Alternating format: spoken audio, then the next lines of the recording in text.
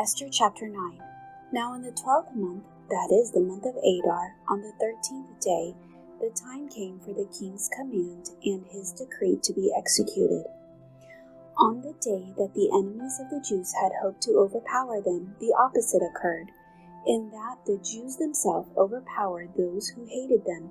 The Jews gathered together in their cities throughout all the provinces of King Ahasuerus to lay hands on those who sought their harm.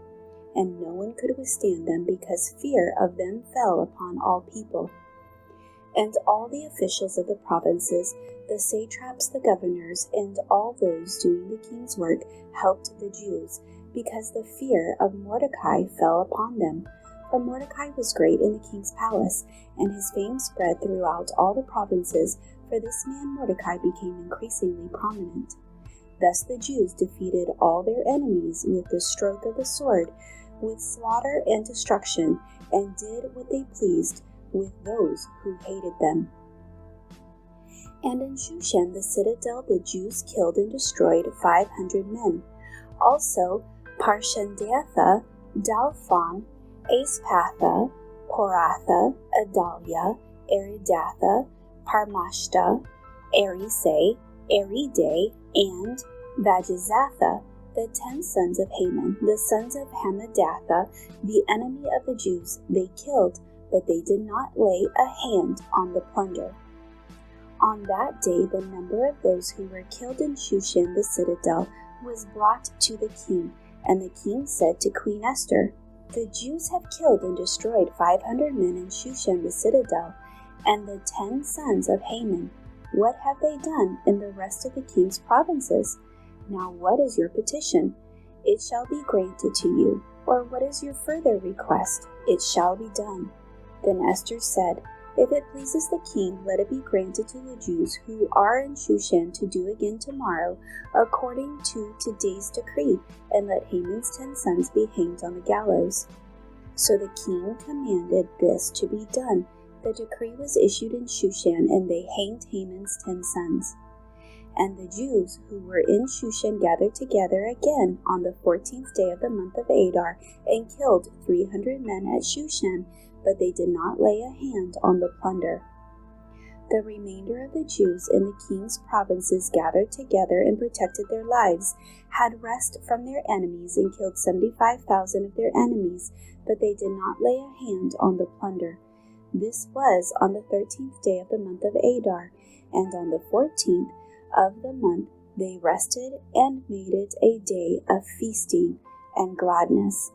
But the Jews who were at Shushan assembled together on the 13th day as well as on the 14th, and on the 14th of the month they rested and made it a day of feasting and gladness. Therefore the Jews of the villages who dwelt in the unwalled towns celebrated the 14th day of the month of Adar with gladness and feasting as a holiday, and for sending presents to one another. And Mordecai wrote these things and sent letters to all the Jews near and far, who were in all provinces of King Ahasuerus, to establish among them that they should celebrate yearly the 14th and 15th days of the month of Adar, as the days on which the Jews had rest from their enemies, as the month which was turned from sorrow to joy for them, and from mourning to a holiday, that they should make them days of feasting and joy, of sending presents to one another and gifts to the poor. So the Jews accepted the custom which they had begun, as Mordecai had written to them, because Haman, the son of Hammedatha the Agagite, the enemy of all the Jews, had plotted against the Jews to annihilate them, and had cast a pur, that is the lot, to consume them and destroy them. But when Esther came before the king, he commanded by letter that this wicked plot which Haman had devised against the Jews should be returned to his own head, and that he and his sons should be hanged on the gallows. So they called these days Purim, after the name Pur.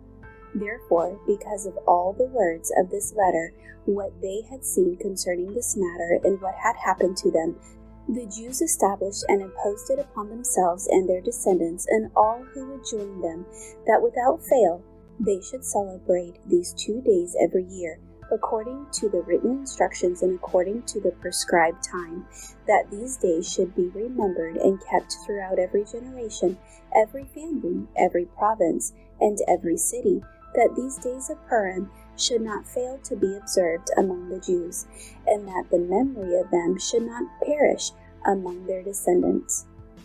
Then Queen Esther, the daughter of Abihail, with Mordecai the Jew, wrote with full authority to confirm the second letter about Purim, and Mordecai sent letters to all the Jews, to the 127 provinces of the kingdom of Ahasuerus, with words of peace and truth, to confirm these days of Purim at their appointed time, as Mordecai the Jew and Queen Esther had prescribed for them, and as they had decreed for themselves and their descendants concerning the matters of fasting and lamenting.